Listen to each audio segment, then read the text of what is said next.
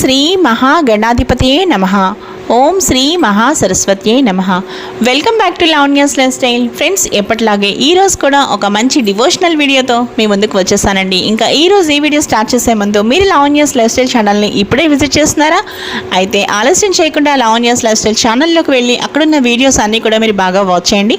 Videos మీకు బాగా నచ్చితే లైక్ చేయండి, షేర్ చేయండి. అలాగే లావణ్యాస్ లైఫ్ స్టైల్ ఛానల్ని సబ్స్క్రైబ్ చేయడం మాత్రం మీరు మర్చిపోకండి.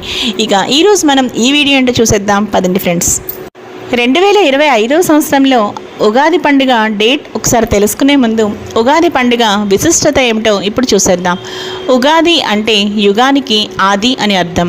అందుకే ఈ పండుగకు యుగం ప్లస్ ఆది, యుగాది లేదా ఉగాది అనే పేరు వచ్చింది. తెలుగు పంచాంగం ప్రకారం వచ్చే చైత్ర శుద్ధ పాడ్యమి నాడు మనం ఉగాదిని జరుపుకుంటాం. కాలక్రమేణా అదే ఉగాది పండుగగా మారింది. ఉగాది